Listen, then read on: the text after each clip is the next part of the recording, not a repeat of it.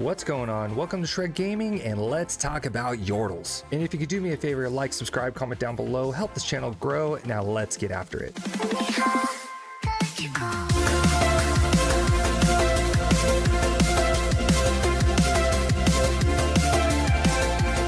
Now, what is a Yordle? Well, according to League of Legends Wiki, the Yordle are a race of spirits who generally take the appearance of mammalian bipeds. They mostly reside in the mystical place known as Bandle City, though some of them have ventured out to live in numerous locations around Runeterra. So basically, they are spirits that are in human form that are usually covered in mild to excessive fur and sometimes come in a more fishier form, kind of like Fizz. They range anywhere between 1.5 to 2.5 feet tall. I use feet because I'm an American. I can count to 12 and I refuse to use the metric system. And they usually have a more sprightly demeanor. Now, in the universe of Runeterra, there are 15 notable Yordles, 14 of which are playable in League of Legends. One is an exclusive to Legends of Runeterra. Now, are Yordles going to be in ProjectL? Of course they're going to be in ProjectL. You want to know how I know? Math. Of the 162 count roster that is in League of Legends, 14 Yordles that are playable, that equals out to 8.64%. Now, I assume League of Legends is going to be a 24 count roster or somewhere around there.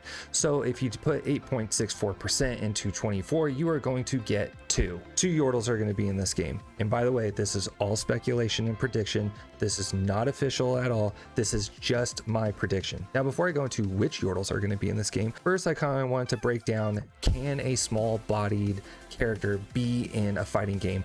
Of course they can. There are three very popular characters in other games that we can use as examples. In the Marvel vs. Capcom games, Rocket Raccoon is one of the most popular champions in that game, who is a very small bodied character. He utilizes traps and heavy pressure for massive high hit combos. In another mention, which is one of the most annoying and evil champions to play in this game, Charlotta from Grand Blue Fantasy Versus. Yes, being as tiny as she is really hard to play against.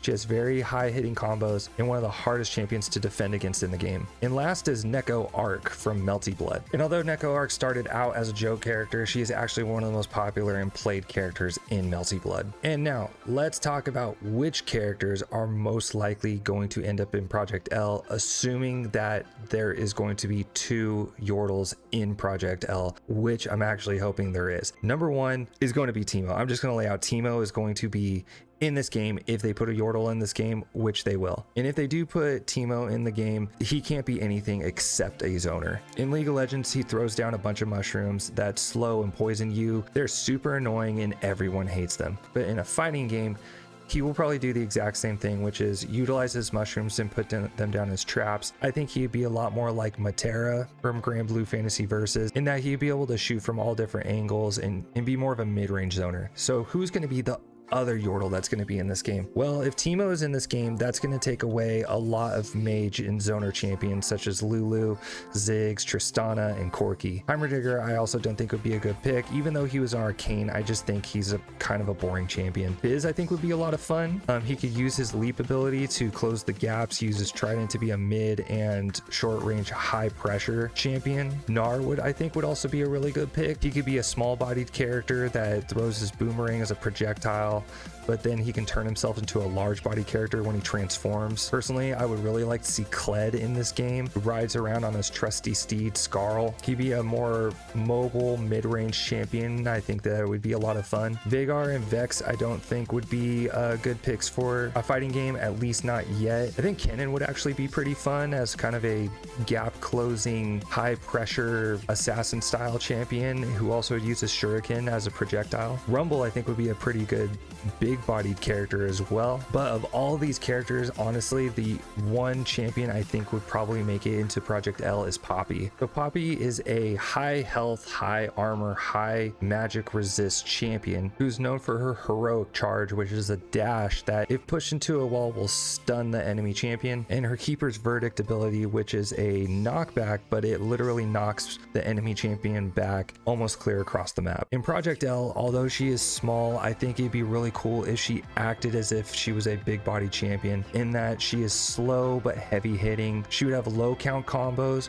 but really high damage hits. She could use her dash, but if she dashed into the corner, it would stun the opponent. And last is her knockback, which would also knock them back clear across the map to create space. In League of Legends, Poppy is so much fun to play, but in Project L, if they put her in the game, she would be an amazing big body champion, even though she's small. And I think she'd be very formidable against a lot of those really fast, mobile, high pressure champions, such as Katarina and Echo. And that's my prediction for Yordles. Those are the two I think are going to be in the game. I'm really excited to hear about what the dev update is going to be about, which should be, I assume, next month. But comment down below, tell me which Yordles you think will end up in this game. I'm going to go play some Warzone 2.0. Until next time, shred out.